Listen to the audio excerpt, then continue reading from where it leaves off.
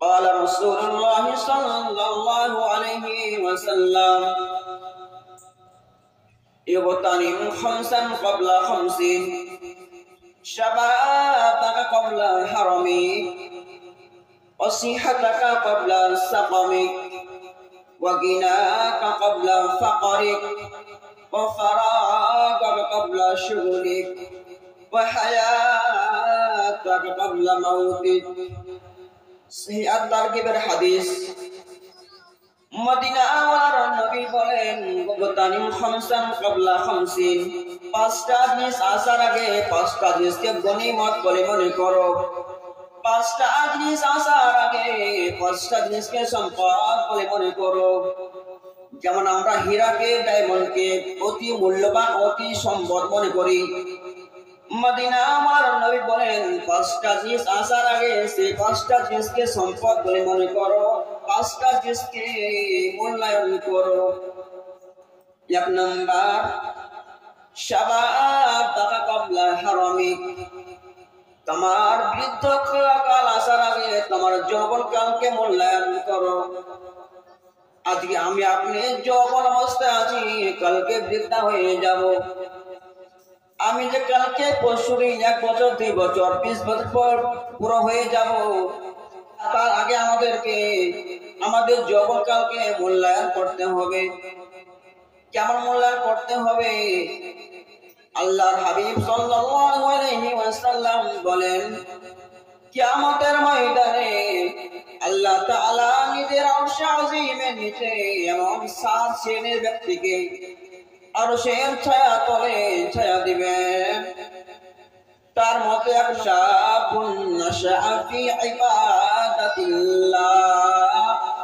যে যুবকটা আল্লাহর ইবাদতে পাগল হয়ে যাবে, নাশআ পাগল হয়ে যাবে, ফি ইবাদাতিল্লাহ, আল্লাহর ইবাদতে পাগল হয়ে যাবে।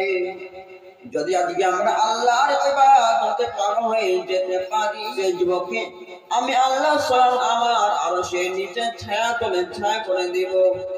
যেদিন আরশে আজিমের ছায়া ছাড়া কোনো ছায়া থাকবে না। এমন ভয়ঙ্কর দিন হবে, সেদিন আমার ছায়ার জন্য কত লোক হাউমা হাউমা করে কান্না করতে থাকবে, কিন্তু আমি কাউকে আরশের নিচে ছায়া দিব না। দিব সে ব্যক্তিকে, সে যুবককে, যে যুবকটা আমার ইবাদতে পাগল হয়ে যাবে।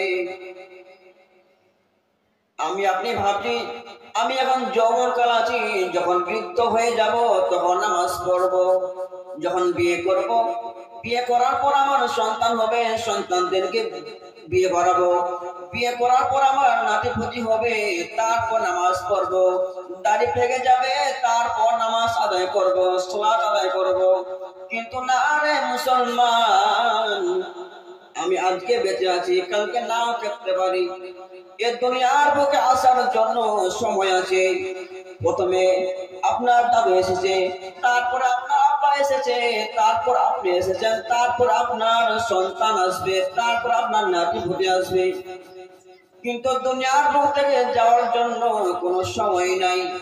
প্রথমে আপনার সন্তান যেতে পারে, প্রথমে আপনিও যেতে পারেন, আপনার আব্বাও যেতে পারে। কিন্তু মুসলমান আল্লাহর গোলাম, আজকে যুবক হয়ে আছো, সে যুবক অবস্থায় আল্লাহর ইবাদত করো।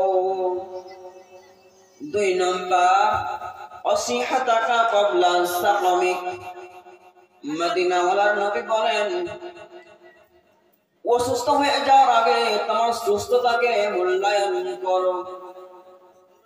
আজকে আল্লাহ আপনার 2টা হাত সঠিক করে দিয়েছে, 2টা হাত আপনার সুস্থ আছে। কারো প্যারালাইসিস হয়ে গেছে, হাত তুলতে পারে না, খেতে পারে না। আজকে আপনি হাত দিয়ে খাবার তুলে খাচ্ছেন, আল্লাহ শক্তি দিয়েছে বলে আপনি খেতে পাচ্ছেন। আল্লাহ আপনাকে 2টা পা দিয়েছে, সে পা দিয়ে চলেন। যদি আল্লাহ তাআলা দিতেন, আপনি কিভাবে চলতেন? আল্লাহ তাআলা তোমাকে মূল্যবান চক্ষু দিয়েছে, সে চক্ষু দিয়ে তোমরা ভালো জিনিস দেখো। যদি আপনি খারাপ জিনিস দেখেন, আল্লাহ তাআলা যদি চায় তোমার চোখকে অন্ধ করে দিতে পারেন, পারেন কি পারেন না? এই সুস্থ হওয়ার আগে যদি আমরা আল্লাহ ইবাদত করি আমাদের লাভ কি হবে? বুখারী বর্ণনা, মদিনা ওয়ার নবী বলেন, ইজা মারিদাল আবদু আও সাফারা কুতিবা লাহু মিসলু মা কানা ইয়ামালু মুকিমান সহিহা। বুখারী বর্ণনা, ইজা মারিদাল আবদু আও সাফারা, যদি কোনো বান্দা অসুস্থ হয়ে যায় অথবা সে মুসাফির অবস্থায় থাকে, সফর করে, সফর অবস্থায় নামাজ পড়া হয় না, যখন অসুস্থ হয়ে যাওয়ার কারণেও নামাজ তুমি ঠিক মতো আদায় করতে পারো না, যদি আপনি অসুস্থ হয়ে যাওয়ার আগে সুস্থ অবস্থায় নামাজ আদায় করেন, লাভ কি হবে? মিসলু মা কানা ইয়ামালু মুকিমান সহিহা, আপনি যে অসুস্থ হয়ে গেছেন, অসুস্থ হয়ে যাওয়ার আগে সুস্থ অবস্থায় যেমন নামাজ আদায় করতেন, মুকিম অবস্থায় বাড়ি থাকা অবস্থায় যেমন নামাজ আদায় করতেন, অসুস্থ হয়ে যাওয়ার পরে আপনি নার্সিং হোমে ভর্তি থাকবেন, হসপিটালের মধ্যে ভর্তি থাকবেন, নামাজ পড়তে পারবেন না, সে অবস্থাতে আল্লাহ তাআলা তোমাকে পরিপূর্ণ সওয়াব দিয়ে দিবে। 3 নাম্বার, ওয়াগিনাকা ক্বাবলা ফাকরিক, ফকির হয়ে যাওয়ার আগে তোমার ধন দৌলতকে মূল্যায়ন করো, ফকির হয়ে যাওয়ার আগে তোমার ধন সম্পদকে মূল্যায়ন করো।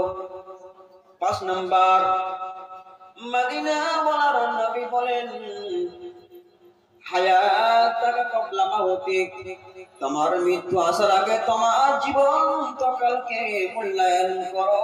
যদি এই 5 নাম্বারটা কেউ ভাবে আমি আজকে বেঁচে আছি, কালকে মারা যাব, মারা যাওয়ার পর আমার ধন সম্পদ গুলো আমার সন্তানেরা ভাগ করে নেবে, আমি মারা যাওয়ার পর আমার 1 তলা বিল্ডিং পড়ে থাকবে, 2 তলা বিল্ডিং পড়ে থাকবে, আমার সন্তান সন্ততিরা ভাগ করে নেবে, সেই টাকাগুলো আপনার কবরের মধ্যে যাবে না।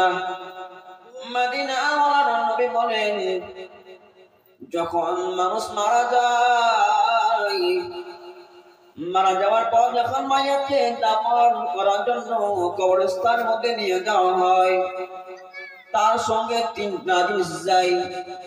তিরমিজির বর্ণনা, তার মধ্যে 2টা বাড়ির মধ্যে পুনরায় আবার ফিরে আসে, এবং অবশ্যই একটা জিনিস থেকে যায়,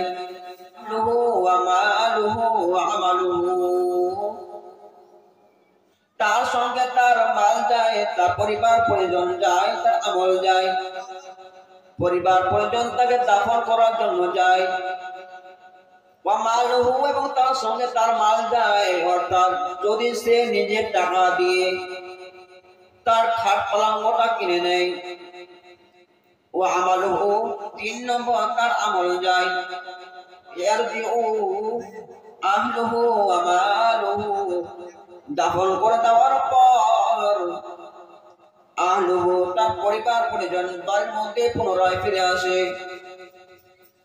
ওয়া মালুহু এবং তার মাল বাড়ির মধ্যে আবার পুনরায় ফিরে আসে, এবং আমালুহু তার একটা থেকে যায়, সেটা হচ্ছে তার আমল নামা।